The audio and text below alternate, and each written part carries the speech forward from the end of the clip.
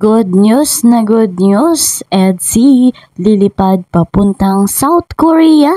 Grabing bulong ni Kalinga Prab. Bago nga po natin tunghayan, ako po muna sa inyo ay bumabati ng isang magandang araw, magandang gabi. Saan po kayo ngayon naroroon?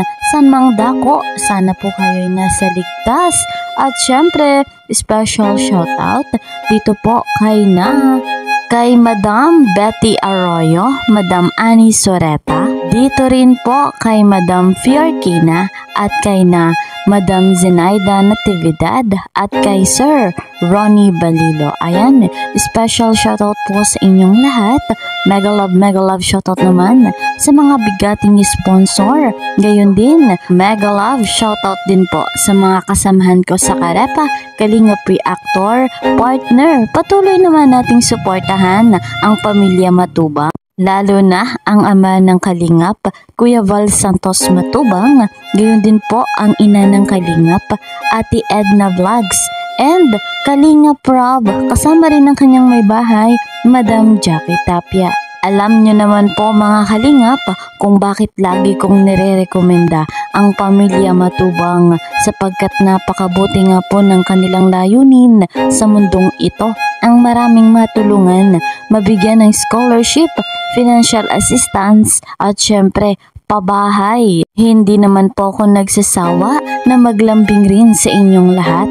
Ako nga pong inyong lingkod, Kalingap Kel.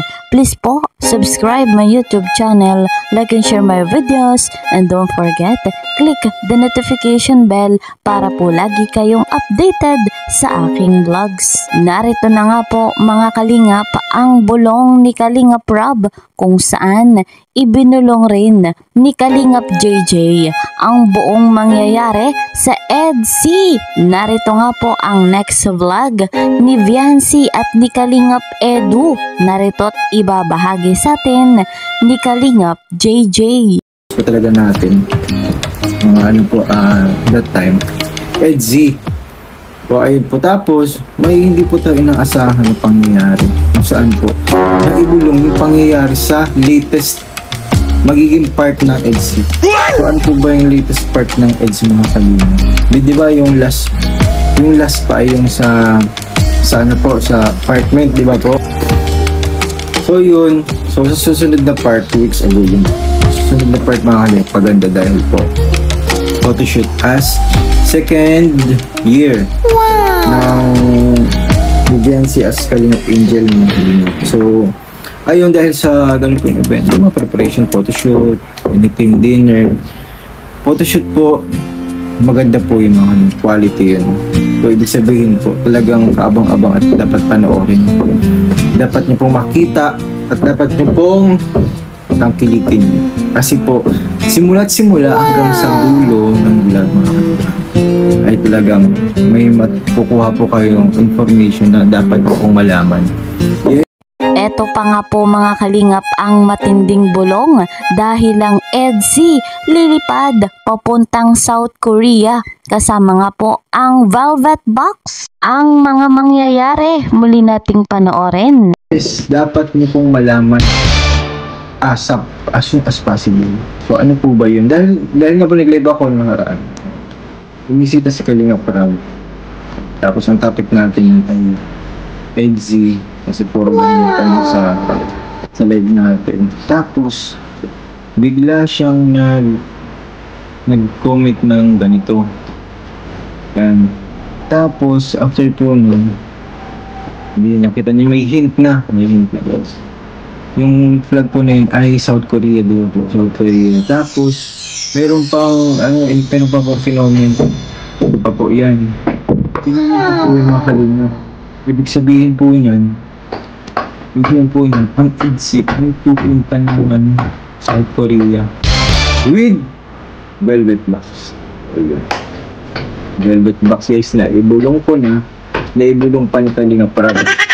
So confirmation lang po mga Kalingap. So ayun po, ganda po ang aabangan sa EDSI dahil po meron po silang tour kung saan mag-enjoy at syempre paghahandaan yung exhumation EDSI collaboration, EDSI lahat ng groups, EDSI.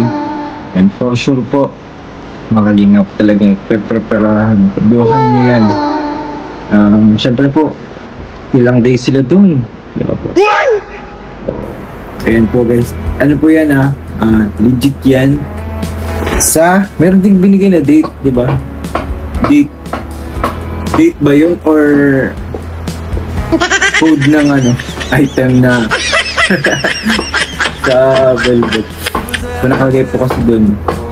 3 flag, VB, tapos 426, di ba po?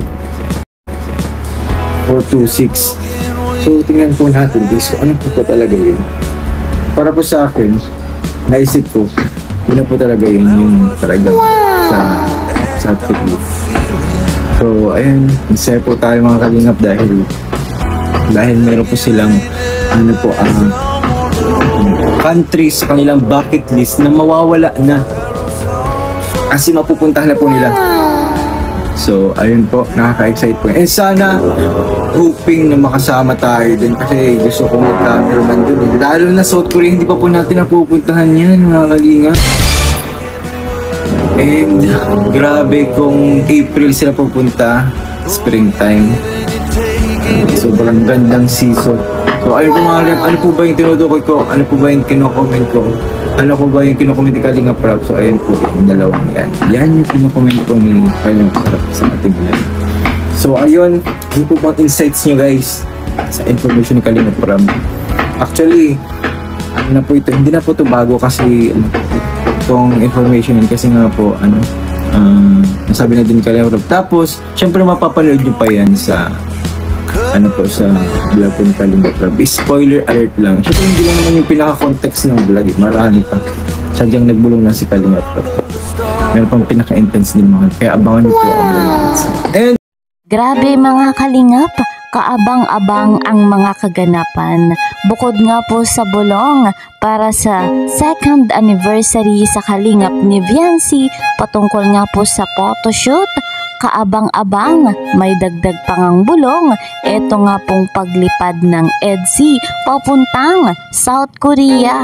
Napakaswerte ng mga EDSI supporters na nasa South Korea. Makikita na nga po nila si Papa Eds at si Viancy. Grabing kaganapan ang mangyayari dito nga po sa South Korea. So guys, mga kalingap, abangan pa natin ang iba pang detalye mula nga po dito kay Kalingap JJ at syempre kay Kalingap Rob. Patuloy nga po nating susuportahan ang love team na EDSI, lalo pa nga po at maraming hatid sa ating saya, kilig at good vibes. Hanggang dito na lamang po muna ang ating update. See you po sa next video. Mag-iingat po kayo palagi. Bye-bye!